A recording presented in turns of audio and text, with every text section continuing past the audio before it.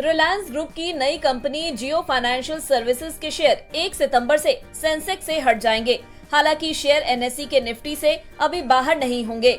NSE के index से बाहर निकलने के लिए स्टॉक को 3 ट्रेडिंग सेशन में से 2 में बिना सर्किट के ट्रेड करना होगा। शेयर सोमवार यानी 4 सितंबर से T2T से बाहर निकलेगा। बीएसई ने कहा कि मंगलवार और बुधवार को स्टॉक ने नीचे का सर्किट नहीं लगाया। 31 अगस्त को भी स्टॉक में लोअर सर्किट नहीं लगा। नीचे का सर्किट नहीं लगने से स्टॉक इंडेक्स से बाहर होगा। ब्रोकरेज फर्म नुवामा ने कहा कि इंडेक्स से बाहर निकलने के चलते 6 करोड़ शेयरों की बिकवाली हो सकती है। इसके तहत करीब 18 करोड़ डॉलर यानी कि 15,000 करोड़ रुपए बिकवाली हो सकती है। बता दें कि जियो फाइनेंशियल सर्विसेज 21 अगस्त 2023 को रिलायंस इंडस्ट्री से अलग होकर नई कंपनी के रूप में लिस्ट हुई है। RIL से डीमर्जर के बाद जियो फाइनेंशियल सर्विसेज का शेयर एनएसई पर 262 रुपए के भाव पर लिस्ट हुआ। बीएसई पर शेयर 265 रुपए के भाव पर लिस्ट हुआ, लेकिन शुरुआत में इसे 23 अगस्त तक एक्सचेंजों से हटाने का लक्ष्य रखा गया था। लिस्ट होते ही शेयर में लगातार 3 दिन लोअर सर्किट लगा। जियो फाइनेंशियल सर्विसेज के लगातार लोअर सर्किट लगने के कारण स्टॉक एक्सचेंज इंडेक्स से इसे बाहर करने के प्लान को टाला गया और अब इसे 1 सितंबर यानी आज से बीएसई इंडेक्स से हटाया जा रहा है।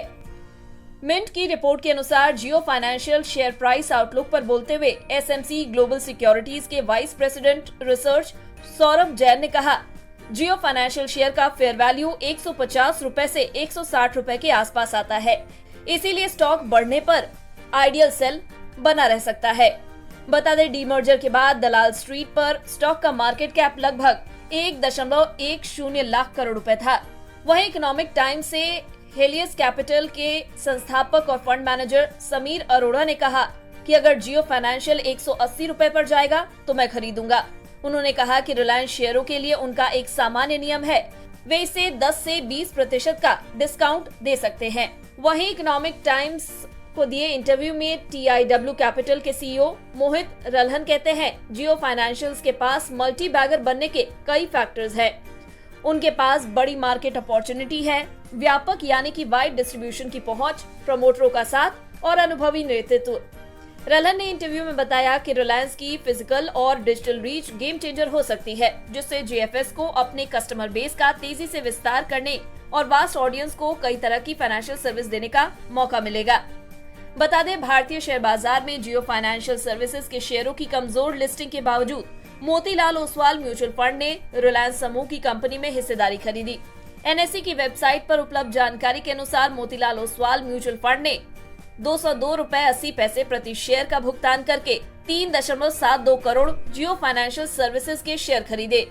इसका मतलब है मोतीलाल ओसवाल म्यूचुअल फंड ने 754 करोड़ रुपए के जियो फाइनेंशियल सर्विसेज के शेयर खरीदे। बता दें कि रिलायंस की AGM में मुकेश अंबानी ने जियो फिन के फ्यूचर प्लान को लेकर कुछ बातें भी कही थी। अंबानी ने कहा था कि जियो फिन का फोकस ग्रामीण इलाकों और छोटे कारोबारियों पर रहेगा। इसके अलावा एसेट मैनेजमेंट कंपनी बनाने के लिए जियो फिन ने ब्लैक रॉक के साथ ज्वाइंट वेंचर किया है।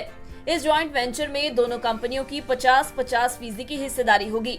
कंपनी का मकसद tech enabled affordable innovative investment solutions offer करना है। कंपनी आने वाले समय में जनरल और लाइफ इंश्योरेंस भी ऑफर करेगी।